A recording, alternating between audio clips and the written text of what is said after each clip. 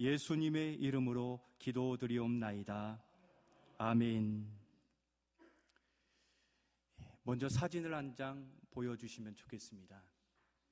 넘겨주시면, 여러분 이 그림, 이 작품 기억나십니까? 천양대가 많이 기억나신다고 하시는데요. 너무 귀해서 값을 매길 수 없다. 제가 한 1분 정도 이렇게 바라보면서 생각을 하게 되었습니다. 여러분, 무슨 작품입니까? 무슨 그림이 그려져 있죠? 십자가가 있고 손이 있습니다. 그리고 이 손을 내밀어서 무언가를 떠받치듯 또는 받아주는 듯한 모션의 손 그림입니다. 그리고 그 손 안에는 무엇인가 그려져 있죠? 무엇입니까? 도장 같은 게 쿡쿡 찍혀 있습니다. 수많은 도장들인데 여기에 참여하신 분들은 아마 아실 건데 무엇입니까? 지장을 다 찍었습니다. 나의 고백으로 나의 지장을 찍어서 보인 그림인데, 바로 이사야 49장 16절의 말씀을 구현해내고자 그 믿음의 고백으로 그린 것인데, 우리 26절 말씀, 이사야 49장 26절 말씀 같이 한번 읽겠습니다. 내가 너를 내 손바닥에 새겼고 너희의 성벽이 항상 내 앞에 있나니. 아멘. 그림과 말씀이 일치되고 있죠. 말씀과 같이 예수님의 손 안에 성도 한 사람 한 사람의 지문이 찍혀 있는데, 한 사람 한 사람의 믿음의 고백입니다. 주께서 구원해 주심을 믿는 믿음 안에서 자신의 신앙의 고백으로 예수님의 손에 자신의 마음을 담은 신앙 고백의 도장, 지장을 찍은 것입니다. 그래서 주님이 내미신 손을 꼭 붙들고 평생을 살겠습니다, 주님 손에 의지하여 살겠습니다 하는 그러한 작품입니다. 멋진 작품이죠.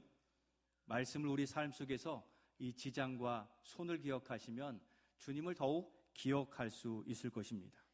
이것을 누가 만들었습니까? 바로 몇 년 전 우리 성도들의 믿음의 고백으로 그렇게 고백한 것입니다. 바로 지금 이 시즌, 이 고난주간 이벤트로 우리의 도장을 콕 찍어서 작품이 완성되었습니다. 그렇듯 여기 있는 우리도 주님의 손에 새겨져 있는 줄로 믿습니다. 하늘의 생명책에 우리의 이름이 기록되어 있고 주님의 보호와 돌보심 속에 주님의 손바닥에 우리의 이름이 다 기록되어 있음을 믿으시고, 우리가 주님의 구원 안에 있는 구원받은 백성임을 믿고 또 기억하며 살아가시기를 소원합니다. 그래도 이 그림이 어디 있는지 또 궁금해하실 분이 있으실 텐데요. 어디에 있습니까? 1층 로비를 들어와서 우리 교회 사무실 벽면에 이렇게 붙어 있습니다. 여러분들도 이 시간에 어떻게 살았든지 간에 이제는 주님의 손을 잡고 믿음으로 살겠습니다 하며 그 지장을 찍어가는 믿음의 시간이 되어야 되겠습니다. 그렇게 우리는 오늘 이 종료주일을 맞으면서 오늘 본문의 사람들처럼 호산나 호산나 외치며 우리 주님을 맞이하고 그렇게 주님을 따라가야 되겠습니다. 여러분, 호산나 무슨 뜻입니까? 맞습니다. 천황대 오늘 정답 말씀하십니다. 우리를 구원하소서, 제발 우리를 구원하옵소서 하는 게 호산나의 뜻인데, 이미 그 호산나 우리에게 이루어 주신 줄로 믿습니다. 그럼에도 우리의 삶에는 어려운 질고와 삶의 문제를 안고 있기에 여전히 우리에게는 이 호산나, 이것이 우리의 진실한 신앙의 고백이 되어야 되는 것입니다. 예수님께서 백성들을 구원하시기 위해 예루살렘에 들어오심을 기념하는 주일, 바로 종료주일입니다. 바로 이때부터 예수님의 십자가 고난 한 주간 시작됨을 우리 교회들이 기념하여서 고난주간으로 지키게 되는 것입니다. 오늘 고난주간의 시작에 우리의 신앙을 다시금 되짚어 보시면서 우리를 구원해 주신 주님께 호산나 호산나 외치며 신앙을 고백하는 한 주간이 되시기를 소원합니다. 우리를 구원해 주신 감사와 소망의 고백으로 이미 이루신 구원의 호산나, 앞으로 우리 삶 속에 이루실 호산나 주님 앞에 우리도 정말로 목소리로 한번 우리의 믿음을 고백해 보면 좋겠습니다. 제가 먼저 할 테니까 여러분 한번 따라해 주시죠. 호산나 우리를 구원하소서. 종료주일에 들으실 가장 바라시는 우리의 외침이리라 믿습니다. 그렇게 모든 인생이 부를 호산나 예수님은 누구십니까? 바로 이것인데 첫 번째 우리 같이 한번 읽겠습니다. 우리에게 영생을 주신 구원의 주이십니다. 호산나 부르실 그 예수님은 우리에게 영생을 주신 구원의 주가 되신다는 것입니다. 오늘 본문의 수많은 사람들이 예수님이 예루살렘에 들어오신다는 소식을 듣고 종려나무 가지를 막 흔들면서 호산나 호산나 열렬히 환영하고 있습니다. 그 상황을 오늘 본문 7절로 9절에 잘 묘사해 주고 계시는데 한번 머릿속에 상상력을 동원해서 그 예수님의 입성하시는 장면을 한번 떠올리시면서 7절로 9절의 말씀을 같이 한번 읽도록 하겠습니다. 천천히 읽어보겠습니다. 나귀와 나귀 새끼를 끌고 와서 자기들의 겉옷을 그 위에 얹음에 예수께서 그 위에 타시니 무리의 대다수는 그들의 겉옷을 길에 펴고 다른 이들은 나뭇가지를 베어 길에 펴고 앞에서 가고 뒤에서 따르는 무리가 호산나 다윗의 자손이여 찬송하리로다. 주의 이름으로 오시는 이여 가장 높은 곳에서 호산나 하더라. 아멘. 요한복음에는 이스라엘의 왕이여라고 표현하고 있고 그렇게 왕이여라고 표현한 성경도 있습니다. 대단한 환영입니다. 아마 우리나라 대통령이 전주시내를 관통한다고 하면 그렇게 환영하지 않을까 하는데, 그러나 이들의 호산나는 부족했습니다. 이들의 호산나는 이 땅에 머문 외침이었기 때문입니다. 당시에 로마 제국의 지배를 받고 있어서 식민지로 사는 것이 얼마나 고된 일입니까? 우린 겪지 않았지만 일제 식민지를 통해 우리의 이름도 바뀌고 말도 문화도 정신도 다 문화재도 다 수탈을 당한 처참한 것을 우리는 기억하고 있습니다. 바로 지금 이스라엘 백성이 로마 제국에 의해서 그처럼 굉장히 어려운 때를 맞고 있습니다. 취업하는 일자리도 없을 뿐더러 취업해도 일하여도 그만큼 대가야 그 수고가 돌아오지 않는 헛된 수고가 바로 이때 당시의 상황이었고, 그렇게 수고하여도 로마 시민만큼 대우받지 못하는 그러한 고된 생활이었습니다. 그런 차에 병을 고쳐주시고 먹을 것을 먹여주시며 오병이어로 놀라운 이적을 나타내시고 가나안 혼인잔치 이적을 나타내시는 예수님을 보게 되자, 아, 예수님이면 우리를 먹여 살릴 만한 그러한 선생이 되겠구나 하는 소망을 품게 된 것입니다.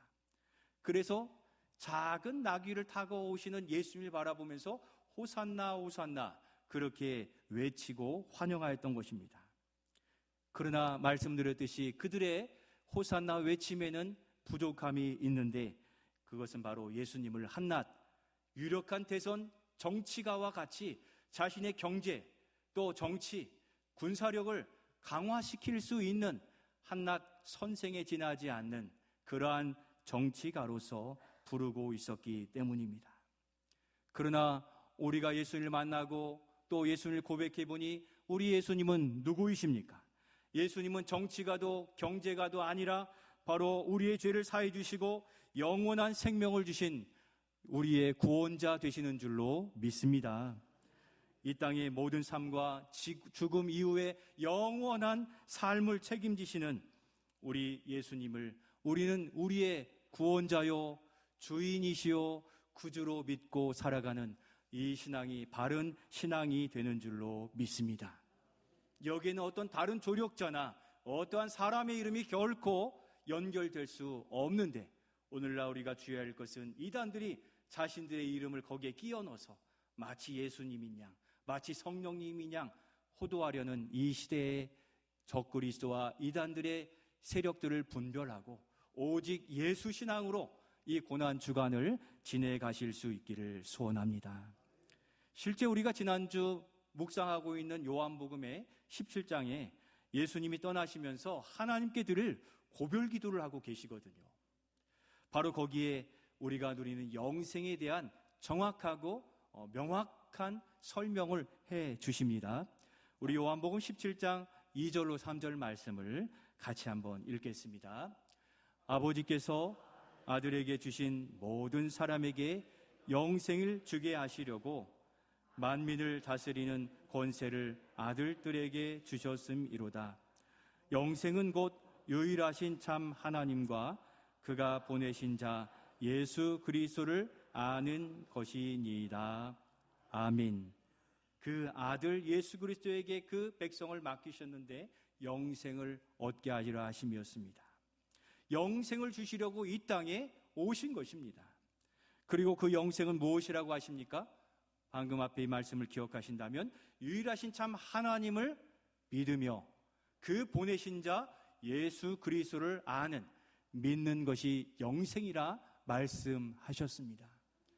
곧 오늘 우리가 이 땅에 질고와 어려움을 안고 살지만 우리는 이 땅의 마지막 삶을 통과하여 죽음을 지낼 때에도 우리는 우리를 구원하시는 예수 그리스도, 이 땅의 온 우주의 주인이신 하나님 앞으로 이끌림 받아 영원한 생명의 행복한 삶을 살게 될 줄로 믿습니다.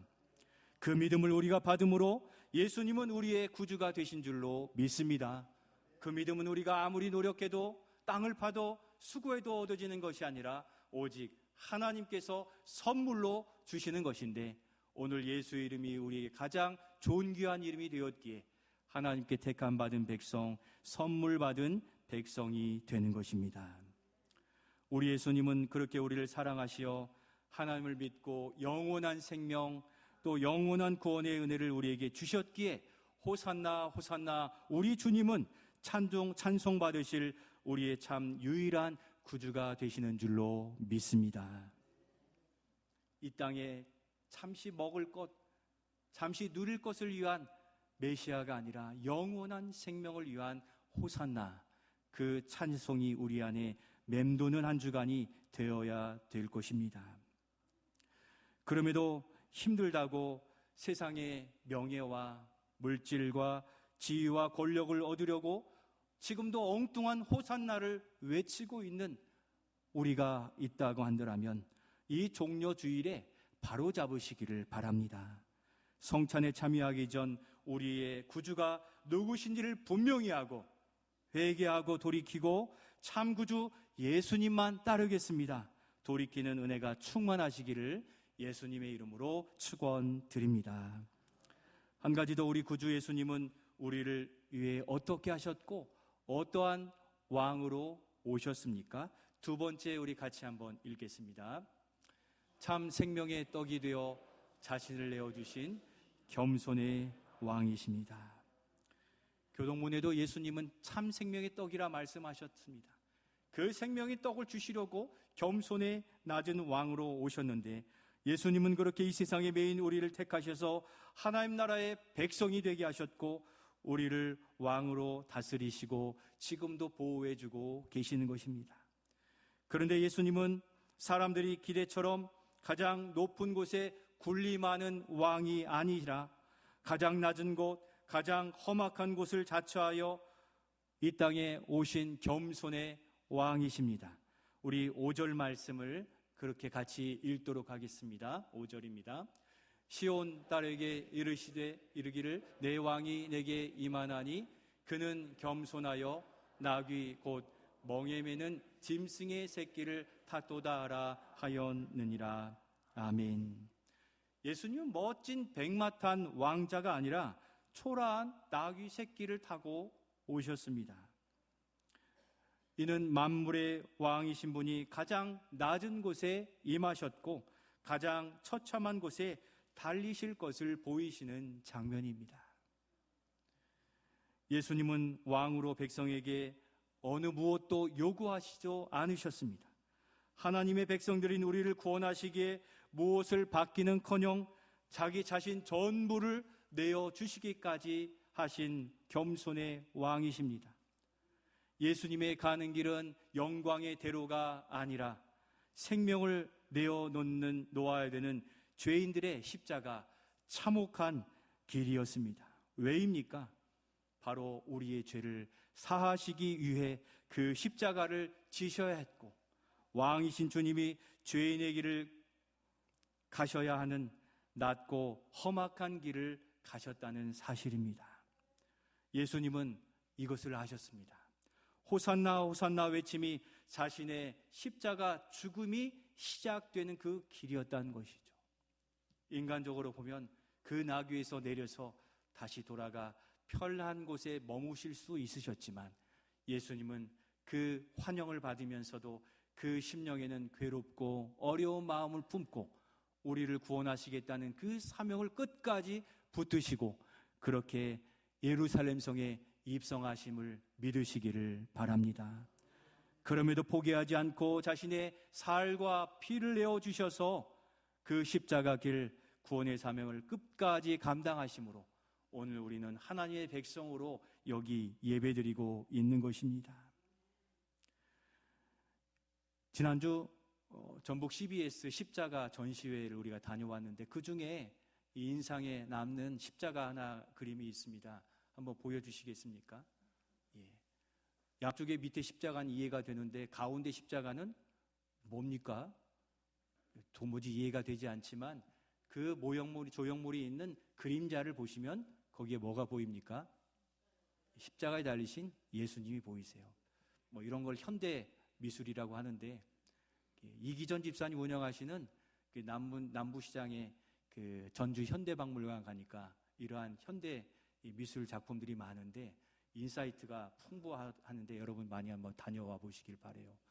저 조형물이 아무렇게나 되어 있는 것처럼 보이지만 예수님이 가신 그 고난의 길, 십자가의 길을 그냥 가신 것처럼 보이지만 마지막 십자가에 달리시기 위해 우리를 구원하시기 위해 그 모든 행하신 일들, 수모와 고초와 채찍과 희롱을 받으신 이 모든 일은 우리를 구원하시기 위한 십자가의 길이 되었음을 믿으실 수 있기를 소원합니다. 누구를 위해서 십자가에 달리신 것입니까? 멋진 우리들이 아니라 죄인된 바로 우리들을 위해서였습니다. 그래서 이사야 선지자는 예수님의 죽으심을 명확하게 기록해 두었습니다. 이사야 53장 5절로 7절의 말씀, 그 십자가에 달리신 주님이 왜 죽으셔야만 됐는지 다시 한번 상기하면서 5절로 7절을 천천히 읽도록 하겠습니다. 그가 찔림은 우리의 허물 때문이요 그가 상함은 우리의 죄악 때문이라. 그가 징계를 받음으로 우리는 평화를 누리고 그가 채찍에 맞음으로 우리는 나음을 받았도다. 넘겨주시죠. 계속. 우리는 다 양 같아서 그릇 행하여 각기 제 길로 갔거늘 여호와께서는 우리 모두의 죄악을 그에게 담당시키셨도다. 아멘. 그가 곤욕을 당하여 괴로울 때에도 그의 입을 열지 아니하였음이며 마치 도수장으로 끌려가는 어린 양과 털 깎는 잠잠한 양같이 그의 입을 열지 아니하였도다. 아멘. 우리 예수님은 자신의 죄가 없음에도 입을 열어 항변하지 않으셨습니다. 왜 그렇습니까? 바로 우리의 죄를 대신 지시고 구원하시기 위해서였습니다. 우리가 받아야 될 죄를 대신 지시고 우리를 구원하시기 위해서였습니다. 그래서 우리 주님은 십자가에 손에 못 박히시고 발에 못 박히시며 창에 옆구리에 창의를 찔리시고 머리에 가시관을 쓰시며 물과 피를 다 쏟으시며 우리의 죄의 형벌을 다 받아내 주셨습니다. 무엇으로도 갚을 수 없는 은혜입니다. 그 피로 우리가 나음을 얻었고 새 생명을 얻게 된 줄로 믿습니다. 사랑하는 성도 여러분, 바로 십자가에서 흘리신 그 피와 찢기신 살로 우리가 구원을 얻었습니다. 그리고 예수님은 그 은혜를 기억하고 새 사람으로 살라 하시면서 성찬을 이와 같이 우리에게 베풀어 주셨습니다. 성도 여러분, 예수님의 십자가 죽음을 통해 구원받았으니 이제 세상 따라가고 때로 주님을 부인했던 우리의 모습에서 회개하고 돌이켜 새 사람으로서의 그 결심을 가지고 예수님의 제자답게 살아가시기를 소원합니다. 우리가 먹고 마시는 주님의 살과 피는 우리의 믿음을 강화시켜 주시고 예수님께 행하셨던 사역의 능력들을 우리의 삶 속에서 나타내실 것을 믿는 믿음으로 그 떡과 포도즙을 먹어 그 생명의 떡으로 우리는 부욕해 됨을 믿는 믿음 안에 성령을 의지하여 성찬에 참여하실 수 있기를 소원합니다. 사랑하는 성도 여러분, 성찬에 참여한 자로서 다시 믿음을 새롭게 하여 감사와 찬송, 헌신으로 하나님께 영광된 삶을 살아가시는